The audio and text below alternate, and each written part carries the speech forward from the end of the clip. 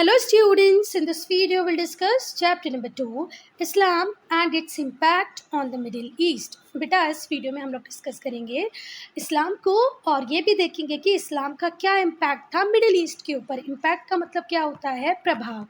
अब इस्लाम में हम लोग क्या क्या डिस्कस करेंगे, हम लोग देखेंगे इस्लाम का ओरिजिन कैसे हुआ, कब हुआ, कहाँ पर हुआ। साथ ही साथ हम लोग देखेंगे इस्लाम की टीचिंग्स क्या हैं, फिर इस्लाम एक वर्ल्ड रिलीजन कैसे बना।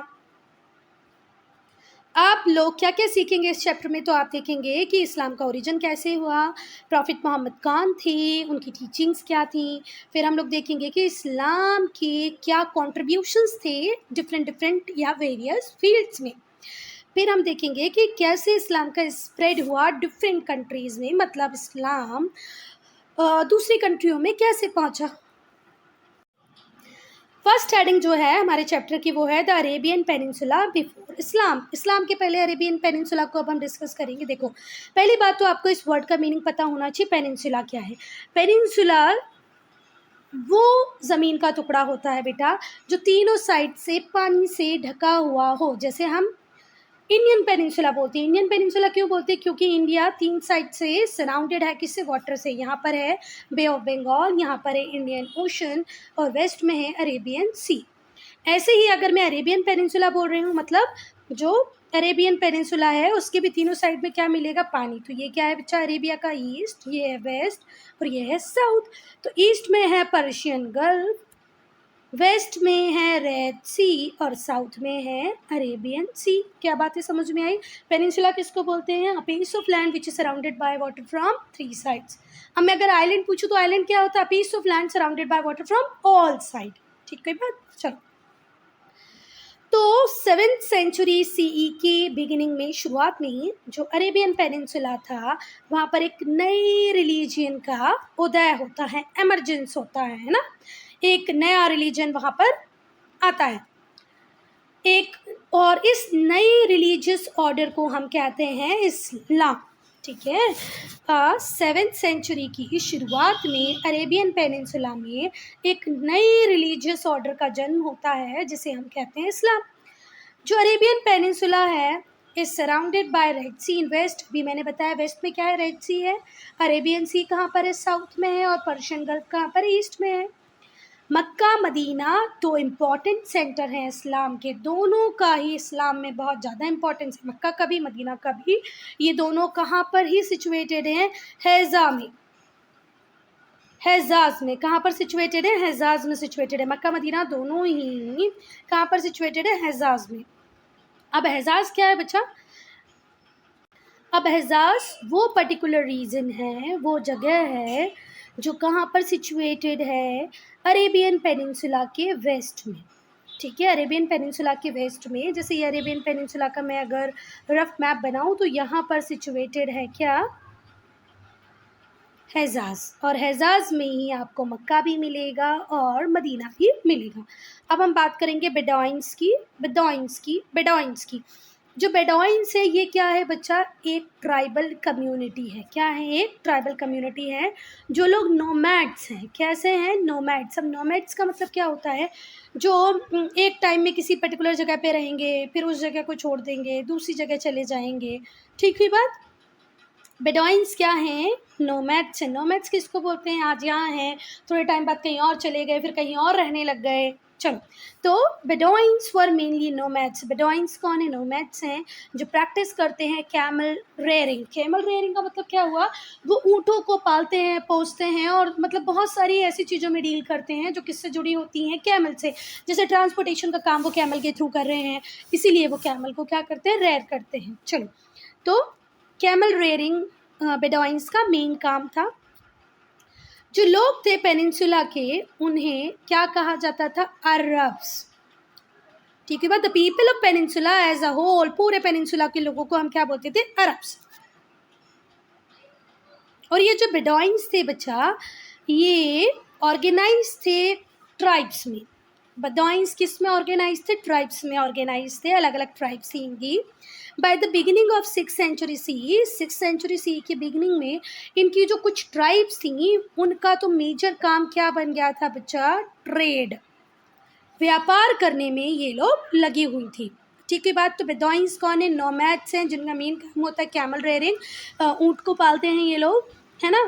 और जितने भी लोग हैं जो इस पेनिनसुला में रहते हैं वो अपने आप को क्या कहते हैं बेटा? अरब कहते हैं। बेदॉइंस अपने आप को ट्राइब्स में ऑर्गेनाइज करके रखे हुए हैं और इनकी जो बहुत सारी ट्राइब्स है वो 6th सेंचुरी से ही क्या कर रही थी? ट्रेड को वो मेन ऑक्यूपेशंस की तरह लेती थी। अब ट्रेड मतलब व्यापार करती थी, यहाँ से कोई चीज़ सस्ते दामों में ली, कहीं और जाके इसको महंगे दामों में बेच दिया। मतलब बेसिकली ये लोग किससे जुड़े हुए थे? ट्रेड से। अब हम देखेंगे rise of Mecca. Mecca Saudi Arabia में है। It is the holiest city of Muslims के लिए सबसे पवित्र स्थान है मक्का। पहला पवित्र स्थान है, पर पहला क्यों है? मतलब फर्स्ट रीज़न क्या है इसकी होलीस्ट प्लेस होने का? यह अगर मैं बोलूँ कि मक्का सबसे पवित्र स्थान है तो क्यों है? उसका फर्स्ट रीज़न है कि प्रॉफेट मोहम्मद जो कि इस्लाम के फाउंडर हैं, उनका जन्म मक्का में ही हुआ था। आई बात समझ में? प्रॉफेट मोहम्मद का जन्म कहाँ पर ही हुआ था बच्चा? मक्का में ही हुआ था। ठीक है बात। तो पहला इम्पोर्टेंस तो क्या हो गया मक्का का? क्यों हम इसे पवित्र नगरी कहते हैं, सिटी कहते हैं? क्योंकि यहीं पे प्रॉफेट मोहम्मद का जन्म हुआ था। दूसरा रीज़न क्या है? मक्का वो सिटी है जिसकी तरफ मुँह करके पूरे वर्ल्ड के मुस्लिम्स नमाज पढ़ते हैं। देखना हमारे इंडिया से जितने भी लोग नमाज़ पढ़ेंगे वो एक पर्टिकुलर डायरेक्शन में बैठ के ही करते हैं और वो डायरेक्शन किसकी होती है? मक्का की डायरेक्शन होती है। ठीक है बात। चल सेकंड क्या इंपॉर्टेंस है पेपर बुक में पढ़ लेते हैं।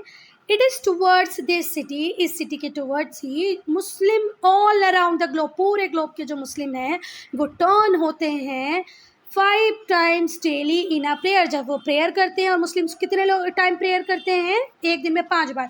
तो 5 बार वो अपने आप को टर्न करते हैं किसकी तरफ? मक्का की तरफ। तो मक्का की इंपॉर्टेंस समझ में आई आपको?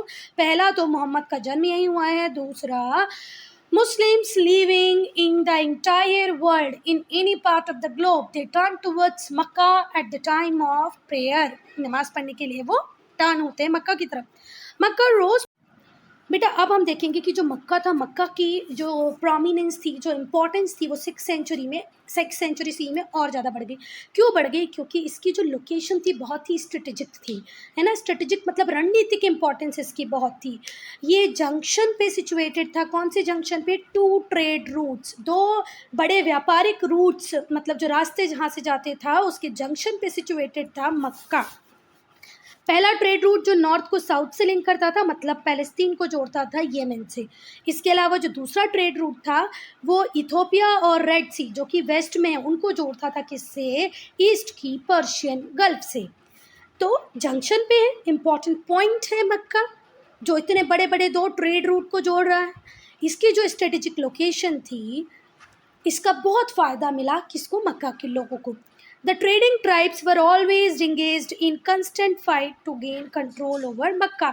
अब जितनी भी ट्रेडिंग ट्राइब्स थी जिनका बिजनेस मतलब जिनका काम ही मेन ऑक्यूपेशन ही ट्रेडिंग था, वो हमेशा लड़ती रहती थी कि यार मक्का पे मेरा कब्ज़ा हो, मक्का पे मेरा कब्ज़ा हो। क्यों? क्योंकि मक्का से जाते हैं 2 ट्रेड रूट, है ना। तो अगर आपको ट्रेड पे कंट्रोल करना है तो मक्का पे कंट्रोल तो बहुत इंपॉर्टेंट है, क्योंकि इसकी लोकेशन बहुत ही ज़्यादा इंपॉर्टेंट थी, स्ट्रेटेजिक थी, रणनीतिक थी, महत्वपूर्ण थी। इसीलिए जो ट्रेडिंग ट्राइब थी वो हमेशा एंगेज रहती थी किसमें? झगड़ों में। किस बात का झगड़ा था? कि भैया मक्का पे कंट्रोल मैं करूँगा, दूसरी ट्राइब बोलती है मक्का पे मैं कंट्रोल करूँगा, तीसरी बोल रही मैं करूँगा। It also happen to be place of a pilgrimage for different tribes. चलो बिजनेस पर्पज से, ट्रेडिंग पर्पज से तो इम्पोर्टेंस थी ही थी, साथ ही साथ ये पिलग्रिमेज भी था डिफरेंट ट्राइब्स के लिए। It also happen to be a place of pilgrimage. Pilgrimage का मतलब क्या होता है? तीर्थ यात्रा। तो जो मुस्लिम्स इस्लाम में जो तीर्थ यात्रा होती थी उस बहुत सारी ट्राइब्स के लिए ये तीर्थ यात्रा का स्थान भी था। अब हम देखेंगे प्रॉफेट मोहम्मद को। तो प्रॉफेट मोहम्मद का जन्म होता है 570 CE में। कब होता है? 570 CE, मतलब 6th सेंचुरी में होता है। कहाँ पर होता है? मक्का। हमने भी मक्का को पढ़ा था तो देखा था ना कि इसकी इंपॉर्टेंस इसलिए ज़्यादा बढ़ जाती है क्योंकि यहीं पे इस्लाम के फाउंडर का जन्म हुआ। और दूसरी इंपॉर्टेंस क्या है कि पूरे वर्ल्ड के लोग 5 टाइम नमाज पढ़ने के पहले अपने आप को किसकी टुवर्ड्स टर्न कर लेते हैं? मक्का की टुवर्ड्स। चलो अब हम देखेंगे बेटा प्रॉफेट मोहम्मद को। तो प्रॉफेट मोहम्मद का जन्म कहाँ हुआ? मक्का में हुआ। कब हुआ? 570 CE में हुआ। बिल्कुल अच्छे से याद रखना। प्रॉफिट मोहम्मद का जन्म कहाँ हुआ? मक्का में। कब हुआ? 570 CE में हुआ। ये हाशिम क्लान को बिलोंग करते थे और ट्राइब कौन सी थी? कुरैश। एक ट्राइब के अंदर बच्चा बहुत सारे क्लान हो सकते हैं, मतलब क्लान एक छोटी यूनिट है, ट्राइब एक बड़ी यूनिट है। तो कुरैश ट्राइब के अंदर जो बहुत सारे क्लान थे उसमें हाशिम क्लान के बिलोंग करते थे प्रॉफिट मोहम्मद। अब बेटा प्रॉफिट मोहम्मद के जो पेरेंट्स थे, उनके जो पापा मम्मी थे, उनकी डेथ बहुत जल्दी हो गई थी। जब प्रॉफिट मोहम्मद बहुत छोटे ही थे तभी उनके पेरेंट्स की डेथ हो गई थी। इसी वजह से उनको बड़ा करने की ज़िम्मेदारी किसने अपने हाथों में ली? उनके अंकल, जिनका नाम था अबू तालिब। और ये जो प्रॉफिट मोहम्मद थे, ये बहुत बड़े तो नहीं, मतलब एक अच्छी मतलब छोटी एज से ही, यंग एज से ही अपने चाचा के साथ ट्रैवल करते थे बिजनेस पर्पसेस के लिए। मतलब ट्रेडिंग इन लोगों का मेन ऑक्यूपेशन था। इनके चाचा क्या करते थे? ट्रेडिंग करते थे अंकल। तो ये अपने अंकल के साथ ही घूमते फिरते रहते थे, घूमना फिरना काहे के लिए? बिजनेस के लिए, है ना। और जब ये ट्रैवल कर रहे होते थे, बिजनेस टूर कर रहे होते थे, तो ये किसके कांटेक्ट में आए? क्रिश्चियंस के कांटेक्ट में आए और ज्यूज़ के कांटेक्ट में आए। क्रिश्चियन भी एक रिलीजन है और ज्यू भी एक रिलीजन है। तो ये दो धर्मों के कांटेक्ट में आए। कौन कौन सा? क्रिश्चियन एंड ज्यू। ठीक है। इनके अंकल का क्या बिजनेस था? ट्रेडिंग बिजनेस, व्यापार करते थे वो भी। अब हम पढ़ेंगे बेटा डिवाइन रिविलेशंस। ठीक है। अब डिवाइन रिविलेशन का मतलब क्या होता है वो ध्यान से सुनो। Communication with a deity, communication with a deity. Deity मतलब भगवान, भगवान से सीधे कम्युनिकेशन को ही हम क्या कहते हैं? Divine revelation. In other words, दूसरे शब्दों में हम कह सकते हैं communication of knowledge to man by a divine और सुपर नेचुरल एजेंसी। कोई सुपर नेचुरल एजेंसी, कोई डिवाइन पावर जब नॉलेज को कम्युनिकेट करे इंसानों के साथ, तो उसे ही हम क्या कहते हैं? Divine revelation. मतलब भगवान खुद आए और आपको कुछ बातें बताएं तो इसे क्या कहेंगे? Divine revelation. ऐसा कहा जाता है कि 610 CE में प्रॉफिट मोहम्मद को इंटेंस स्पिरिचुअल एक्सपीरियंसेस हुए। क्या हुए? स्पिरिचुअल एक्सपीरियंस हुए। अ सीरीज ऑफ रेवलेशंस, भगवान बार बार आते हैं और उन्हें मैसेज देते, है ना। A series of revelations believe to be divinely inspired. और ऐसा कहा जाता था कि ये जितने भी रेवलेशन इन्हें हो रहे हैं, ये कोई डिवाइन पावर इन्हें दे रही है। ठीक है। मतलब भगवान इन्हें खुद मैसेज देने की कोशिश कर रहा है। ठीक है बात। He declare that he was the messenger of supreme being. फिर प्रॉफिट कहने लगे कि मैं मैसेंजर हूँ किसका? सुप्रीम बींग, जिसको अल्लाह कह रहे हैं। अल्लाह जो हमारा सुप्रीम बींग है, मैं उसका मैसेंजर हूँ। He was the messenger whom Allah had chosen to spread his message। वो कहते थे मैं वो मैसेंजर हूँ जिसको अल्लाह ने चुना है अपने मैसेज को स्प्रेड करने के लिए। आई बात समझ में बेटा? डिवाइन रिविलेशन क्यों कहा? यहाँ पर भगवान खुद ऐसा माना जाता है कि मैसेज देते हैं अपने चुने हुए लोगों को कि आप जाओ और मेरे मैसेज को आगे बढ़ाओ। जैसे हम बात करें गौतम बुद्ध की, है ना, महावीर जैन की, तो महावीर, गौतम बुद्ध, ये वो लोग थे जिनको भी डिवाइन रिविलेशन हुआ और इन्होंने फिर एक नए रिलीजन को बना दिया। गौतम बुद्ध ने बुद्धिज़्म को बनाया, महावीर जैन ने जैन रिलीजन को और ज़्यादा आगे बढ़ा दिया, क्योंकि जैन रिलीजन के फाउंडर तो कौन थे? ऋषभ देव थे, है ना। तो ऐसे ही एक डिवाइन रिवोल्यूशन किसको भी हुआ? प्रॉफिट मोहम्मद को भी हुआ। प्रॉफिट मोहम्मद ने कहा कि मैं मैसेंजर हूँ। किसका मैसेंजर हूँ? अल्लाह का मैसेंजर हूँ, और अल्लाह ने मुझे चुना है उनके मैसेज को स्प्रेड करने के लिए। और उन्हें एक दो रिविलेशन नहीं हुए थे बच्चा, सीरीज ऑफ रिविलेशंस हुए थे। मतलब बहुत बार भगवान उनके सपनों में उनके सामने आए और उनको मैसेज दिए। अब बेटा प्रॉफिट मोहम्मद की जो टीचिंग थी, इस वजह से उनकी टीचिंग्स इतनी अच्छी हुआ करती थी कि उनकी टीचिंग की वजह से बहुत सारे फॉलोअर्स उनके साथ आने लगे, लोगों को उनकी बातें अच्छी ना आने लगी। इनकी वाइफ का नाम था Khadija, was one of his first follower. Muhammad की टीचिंग इतनी अच्छी थी कि बहुत सारे लोग उनके साथ एसोसिएट करने लगे। उनकी अपनी वाइफ खदीजा भी उनकी पहली फॉलोअर बनी। प्रॉफिट मोहम्मद ने एक नए रिलीजन को जन्म दिया, नया रिलीजन शुरू किया, एक छोटे से ग्रुप के साथ, एक स्मॉल ग्रुप के साथ, है ना, मक्कन फॉलोअर्स। मतलब प्रॉफिट मोहम्मद अब एक नए रिलीजन की शुरुआत कर रहे हैं, किसके साथ? एक बहुत छोटे से ग्रुप, जिन्हें हम क्या बोल सकते हैं? मक्कन फॉलोअर्स के साथ, जिन्होंने प्रॉफिट मोहम्मद के रिलीजियस आइडियाज़ को एक्सेप्ट कर लिया था। आई बात समझ में? तो मोहम्मद की जो टीचिंग्स थी, उनकी टीचिंग्स के कारण बहुत सारे लोग उनके फॉलोअर बन गए। उनकी पहली फॉलोअर उनकी अपनी पत्नी थी खदीजा। प्रॉफिट मोहम्मद ने एक नए रिलीजन की शुरुआत की, वो भी एक बहुत छोटे से स्मॉल ग्रुप के साथ। कौन सा स्मॉल ग्रुप था? वो मक्कन फॉलोअर्स का, जिन्होंने प्रॉफिट मोहम्मद के रिलीजियस आइडिया को एक्सेप्ट कर लिया था। अगर हम प्रॉफिट मोहम्मद की बेसिक टीचिंग्स की बात करें तो हम फॉलोइंग पॉइंट्स में उन्हें समाप्त कर सकते हैं। पहला पॉइंट है, Muhammad's religion was based on uncompromising monotheism. Monotheism का मतलब क्या होता है बच्चा? एक ईश्वर में बिलीव रखना कि भगवान एक ही है। इंग्लिश में क्या बोलेंगे मोनोथियज्म को? They believe that there is only one God. They believe that there is only one God, एक ही भगवान है, इस बात पे विश्वास रखने को हम क्या कहते हैं? मोनोथियज्म। तो प्रॉफिट मोहम्मद का जो रिलीजन था, जो धर्म था, वो मोनोथियज्म की बात करता था, मतलब भगवान एक ही है। ठीक है। He thought there is only one God, वो अपने फॉलोअर्स को बताते थे कि एक ही भगवान है जिसका नाम है अल्लाह। ऑल अदर डिटीज वर रिजेक्टेड, ऑल अदर डाइटीज वर रिजेक्टेड, जितनी और दूसरी डाइटीज हैं, दूसरे भगवान हैं, उनको वो रिजेक्ट करते थे। क्या बात समझ में आ गई? अगर हम इस्लाम की बात करें तो इस्लाम बिलीव करता है अनकॉम्प्रोमाइजिंग मोनोथियज्म पे, कि भैया भगवान तो एक ही है, इस बात में कोई कॉम्प्रोमाइज़ नहीं होगा। मोनोथियज्म का मतलब क्या होता है? वो believe that there is only one God. फिर आगे प्रॉफिट मोहम्मद कहते हैं कि सिर्फ एक ही भगवान है जिसका नाम है अल्लाह, जो दूसरी डाइटीज़ हैं वो उन्हें रिजेक्ट करते थे। Idol worship was deemed unnecessary, उनके हिसाब से मूर्ति पूजा, आइडल वर्शिप का मीनिंग क्या होता है? मूर्ति वर्शिप मतलब पूजा, तो मूर्ति पूजा, जैसे आज हम लोग हिंदू मूर्ति पूजा करते हैं, कृष्ण जी की मूर्ति, राम जी की मूर्ति, तो अकॉर्डिंग टू प्रॉफिट मोहम्मद ये तो बिल्कुल अननेसेसरी है, ऐसा तो होना ही नहीं चाहिए। अब प्रॉफिट मोहम्मद का एक एम और था बच्चा, वो चाहते थे कि जितने भी डाइवर्स रिलीजियस प्रैक्टिसेस हैं जो अरेबियन पेनिनसुला या जो अरब ट्राइब्स प्रैक्टिस कर रही हैं, उनको वो एक सिंगल बिलीफ में बदलना चाहते थे।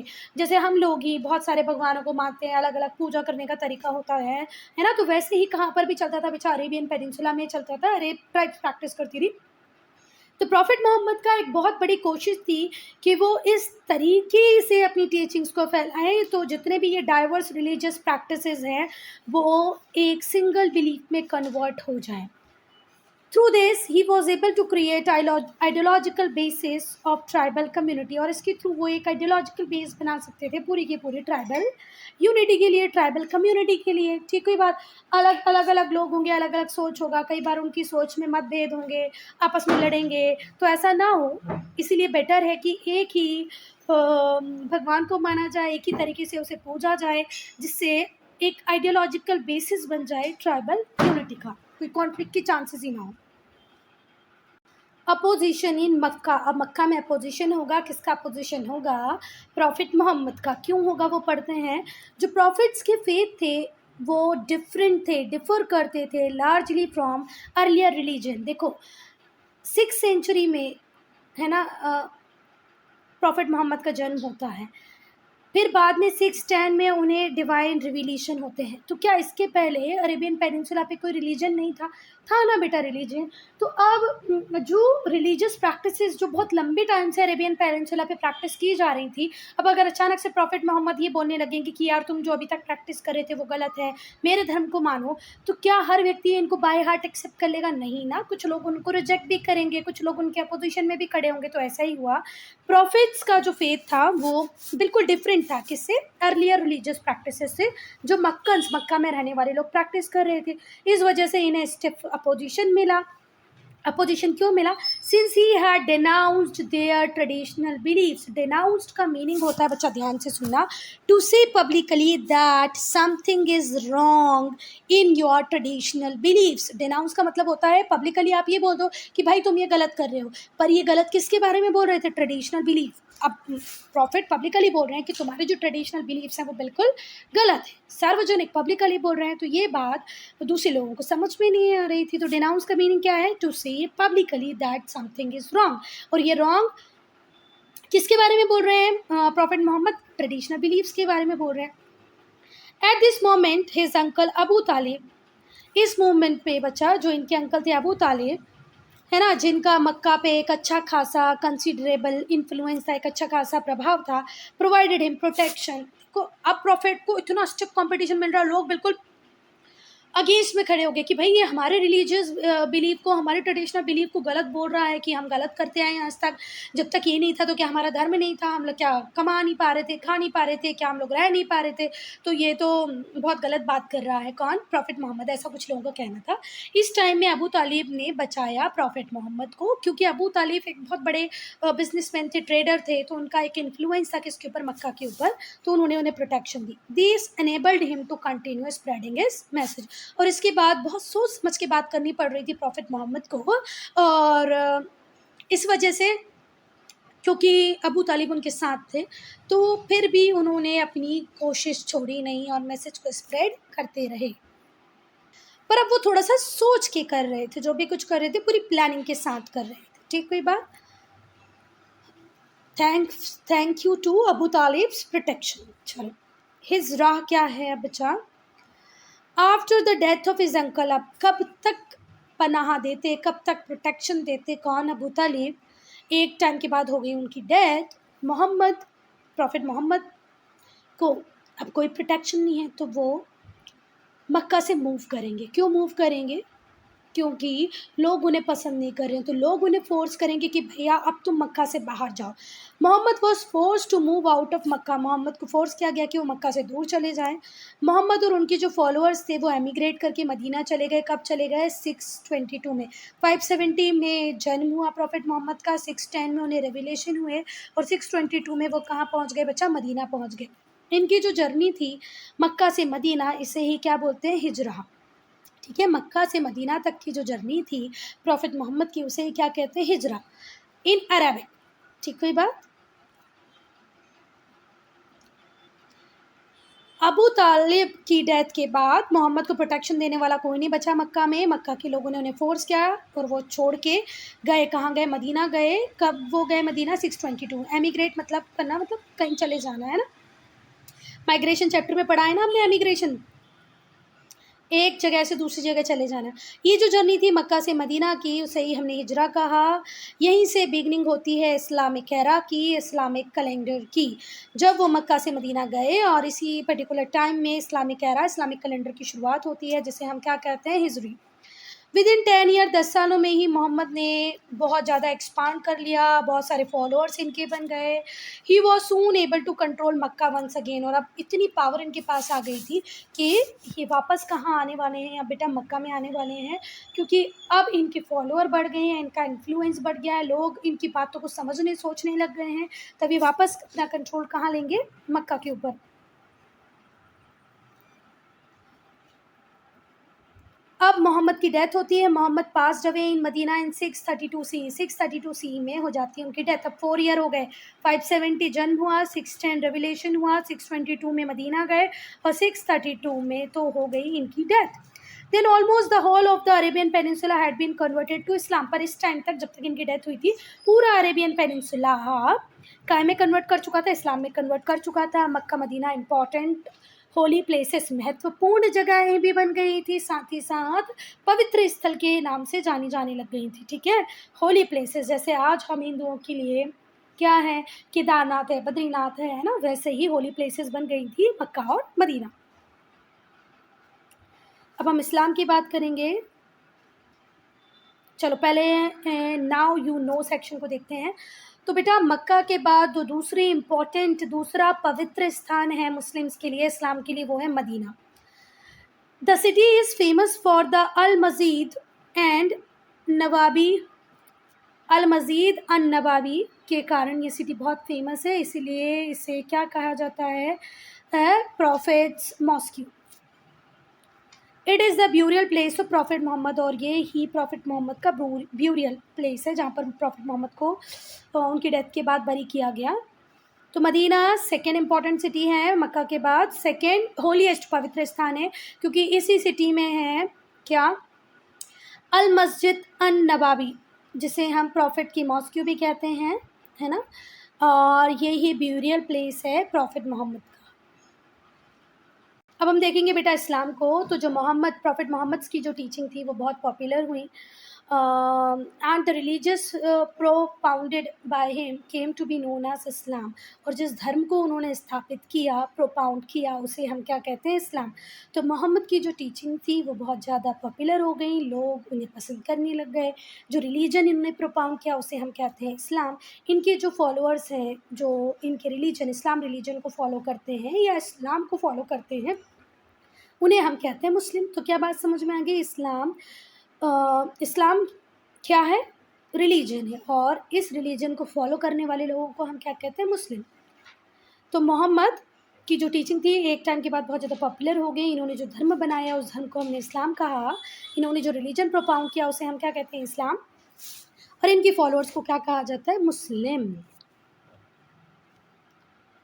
ये नाम जरा ध्यान से पढ़ना, अल मस्जिद अन नवाबी.